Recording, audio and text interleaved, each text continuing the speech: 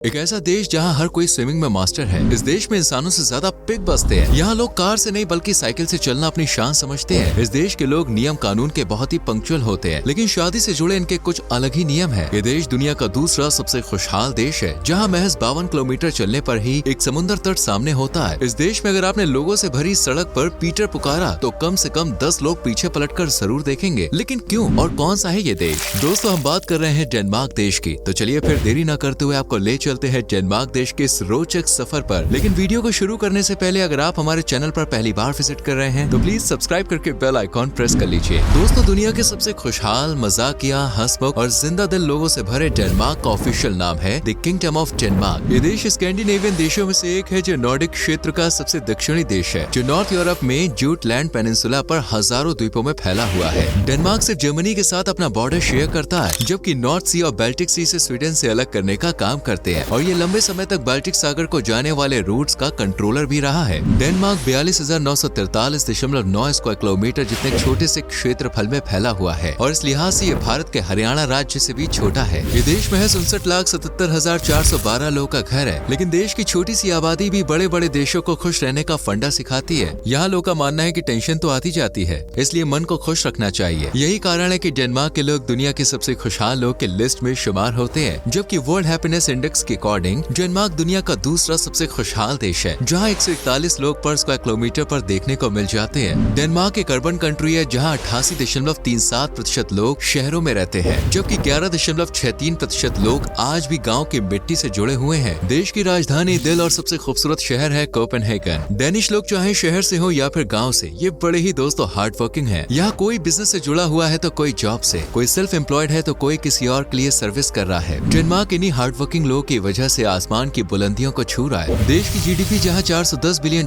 है, तो वहीं जीडीपी पर कैपिटा $68,898 का टारगेट भी पूरा कर चुकी है। जीडीपी हर साल 2.1% के ग्रोथ रेट से बढ़ रही है, और इसका कारण है मैन्युफैक्चरिंग, इंडस्ट्री, सर्विस सेक्टर और टूरिज्म सेक्टर, जो हर साल जीडीपी में कंट्रीब्यूशन बढ़ा रहे हैं, जिसके चलते न सिर्फ यहाँ के लोग को अच्छी लाइफस्टाइल मिलती है, बल्कि मेडिकल, एजुकेशन जैसी मूलभूत चीजें भी फ्री में मिलती है। जी हाँ दोस्तों, यहाँ लोग को चाहे कितनी ही गंभीर बीमारी क्यों ना हो जाए, उन्हें हॉस्पिटल का लंबा चौड़ा बिल नहीं देना पड़ता, क्योंकि डेनिश लोग की सेहत का जिम्मा सरकार ने अपने कंधों पर उठाया है। देश का लिटरेसी रेट 99% को भी क्रॉस करने वाला है। मेल हो या फीमेल, डेनमार्क में दोनों का लिटरेसी रेट 99% है, क्योंकि यहाँ पढ़ाई को प्रायोरिटी पर रखा जाता है, फिर चाहे पेरेंट्स हो या सरकार। सरकार ने हर डेनिश के लिए बेसिक पढ़ाई बिल्कुल फ्री रखी है, और लोग भी इसका भरपूर फायदा उठाते हैं। यहाँ के लोग दुनिया के सबसे पढ़े लिखे लोगों में शुमार हैं, जो अपनी काबिलियत के दम पर अब तक 14 नोबेल प्राइज अपने नाम कर चुके हैं, जिनमें से लिटरेचर में 3, मेडिसिन में 5, फिजिक्स में 3, केमिस्ट्री में 2 और पीस में भी एक नोबेल प्राइज शामिल है। इस तरह बेहद कम आबादी के बावजूद प्रति व्यक्ति नोबेल प्राइज के मामले में डेनमार्क सबसे ऊपर है। इतना ही नहीं, ये देश 2008 में ग्लोबल पीस इंडेक्स में आइसलैंड के बाद दुनिया का दूसरा सबसे शांत देश था, जबकि फिलहाल 8वें नंबर पर है। 2023 के ट्रांसपेरेंसी इंटरनेशनल के करप्शन परसेप्शन इंडेक्स में डेनमार्क को पहले नंबर पर जगह दी गई है। यानी ये देश भ्रष्टाचार मुक्त देश है, जहाँ हर कोई ईमानदारी और मेहनत से पैसे कमाता है, और इस देश में सरकारी हो या प्राइवेट, कोई भी अफसर अंडर द टेबल या चाय पानी का खर्चा नहीं मांगता। बल्कि ये तो दुनिया के सबसे हंसमुख लोगों का देश है, जहाँ हर दूसरा इंसान आपको कपिल शर्मा जितना हंसमुख और मजाकिया मिलेगा। डेनमार्क में पीटर नाम बहुत ही कॉमन है, इतना कॉमन कि अगर भीड़ में पीटर चिल्ला दिया जाए तो कम से कम 10 लोग पलटकर जरूर देखेंगे। दरअसल डेनमार्क में पेरेंट्स को अपने मन मुताबिक बच्चे का नामकरण करने की परमिशन नहीं है, बल्कि यहाँ सरकार ने 7,000 नाम दिए हैं, जिनमें से कोई भी एक नाम पेरेंट्स अपने बच्चों को दे सकते हैं, और अगर कोई और नाम रखना है तो इसके लिए लोकल पुलिस की परमिशन लगती है। डेनमार्क दुनिया का एकमात्र देश है जहां 100% लोग को स्विमिंग आती है। इस देश में स्विमिंग सीखना कंपलसरी है, और जैसे स्कूल में इंग्लिश मैथ्स की क्लास दी जाती है, वैसे ही डेनमार्क में बच्चों को स्विमिंग की क्लासेस दी जाती है, और इस क्लास के एग्जाम में पास होना बेहद जरूरी है। डेनमार्क को अगर पिग्स यानी कि सुअर का मेन ठिकाना कहा जाए तो कुछ भी गलत नहीं होगा, क्योंकि इस देश में इंसानों से ज्यादा पिग्स की संख्या है। यहाँ प्रति 100 लोगों पर लगभग 218 पिग्स पाए जाते हैं, इसलिए यहाँ आते जाते पिग्स से मुलाकात होना आम बात है। पिग्स के अलावा यहाँ साइकिलों की भी अच्छी खासी संख्या है। देश में लोगों के पास इतना पैसा है कि आप गिनते गिनते थक जाएंगे,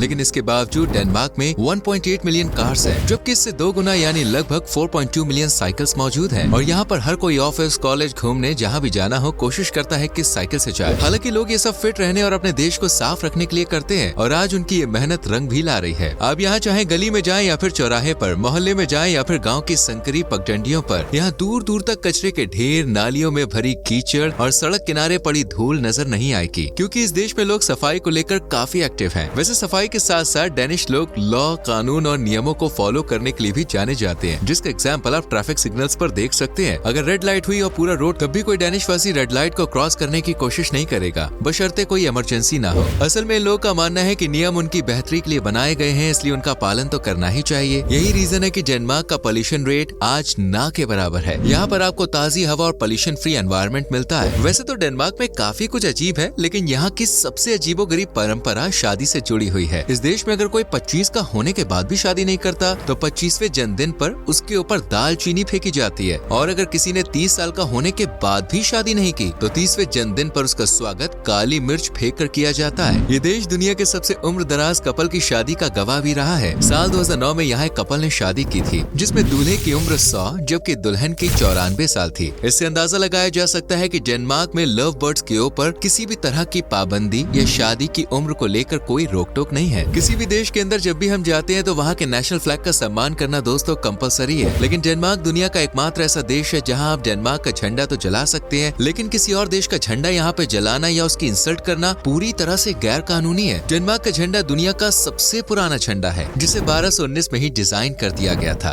वैसे दोस्तों, आपने वो कहावत तो सुनी ही होगी, आपदा में अवसर। ये कहावत डेनमार्क पर बिल्कुल सटीक बैठती है, क्योंकि ये देश मुश्किलों का हल और उनसे फायदे उठाने के तरीके ढूंढने में नंबर 1 है। डेनमार्क के लिए आज से सालों पहले एक्सपर्ट्स का कहना था कि यहाँ बसना आसान ही नहीं, नामुमकिन है, क्योंकि इस देश में काफी तेज हवाएं चलती हैं। लेकिन इस देश ने इन्हीं हवाओं को अपना हथियार बनाया और आज देश की 45% से ज्यादा बिजली इन्हीं हवाओं से बनती है। डेनमार्क एक क्रिश्चियन कंट्री है जहाँ मैक्सिमम लोग ईसाई धर्म को फॉलो करते हैं, लेकिन बाय नेचर ये रिलीजियस होने के साथ साथ फिटनेस लवर भी होते हैं। यहाँ लोग के दिन की शुरुआत फिटनेस को बरकरार रखने के लिए एक्सरसाइज, रनिंग और हेल्दी डाइट से होती है, जबकि दिन की एंडिंग भी ये किसी न किसी तरह के वर्कआउट से ही करते हैं। यही रीजन है कि यहाँ के लोग की लाइफ एक्सपेक्टेंसी 81 साल से भी ज्यादा की है, यानी डेनमार्क में लोगों की जीवन प्रत्याशा 80 से 81 साल तक होती है, जबकि महिलाएं तो ये आंकड़ा भी पार कर जाती है। दोस्तों, डेनमार्क में अगर कोई लड़का या लड़की आपसे होगा कहता है तो समझ लीजिए कि उसे आपकी कंपनी पसंद आ रही है, यानी आपकी दाल गल रही है, क्योंकि डेनमार्क में होगा का मतलब होता है एक दूसरे के नजदीक आना और एक दूसरे से दिल खोलकर बातें करना।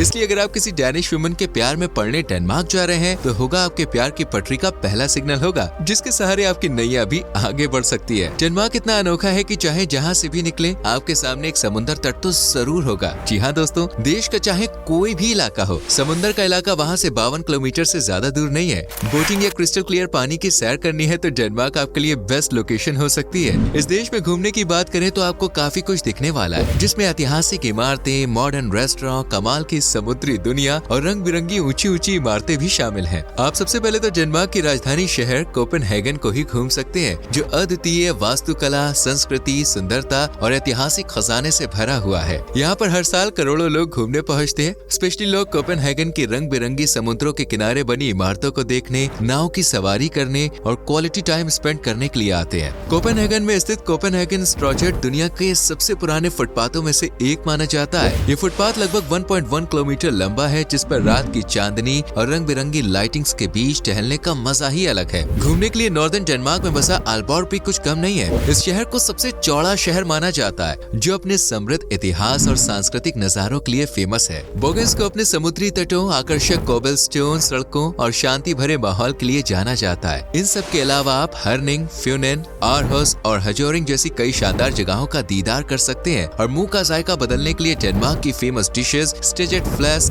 फ्रिकेडलर, फ्लेस्केस्टेक, रॉडरॉक, डेनिश पेस्ट्री और रिजेला मैंडे चख सकते हैं। यहाँ की रॉडरॉक और डेनिश पेस्ट्री जैसा स्वाद तो आपको दुनिया के किसी कोने में नहीं मिल सकता। बात यहाँ घूमने जाने के लिए सटीक समय की करें तो दोस्तों, आप चाहे डेनमार्क जून में जाइए या फिर अगस्त में, आपको पानी की रिमझिम बूंदे जरूर देखने को मिलेंगी, क्योंकि डेनमार्क में साल के 365 दिनों में से कम 184 दिन तक तो बारिश होती ही है। इसलिए इसे मोस्ट रेनी कंट्रीज में भी शुमार किया जाता है। हालांकि यहाँ बारिश देश के लोगों का सफाई में हाथ बटाती है और सैलानियों को एक अच्छा रोमांटिक मौसम भी देती है, इसलिए आप यहाँ कभी भी जा सकते हैं। और अगर आप जून जुलाई के बीच में जाने का फैसला करते हैं तो ये फैसला आपको जिंदगी भर याद रहने वाला है, क्योंकि इसी दौरान डेनमार्क अपने सबसे बड़े म्यूजिक फेस्ट रॉस्किल्डे फेस्टिवल का आयोजन करता है, जो 1971 के बाद से लगातार यहाँ पर सेलिब्रेट किया जा रहा है। इसके अलावा भी देश Copenhagen jazz festival, Aarhus jazz festival जैसे कई फेस्टिवल्स मनाता है। लेकिन डेनमार्क घूमने के लिए थोड़ा महंगा पड़ सकता है, इसलिए बजट टाइट करके जाएं। बाकी आपको डेनमार्क का ये वीडियो कैसा लगा हमें कमेंट करके जरूर बताएं। वीडियो अच्छी लगी हो तो लाइक और शेयर करके चैनल को सब्सक्राइब करें और बेल आइकॉन प्रेस करें, जिससे आने वाली वीडियोस मिस ना हो। मिलते हैं अगली वीडियो में। Bye bye.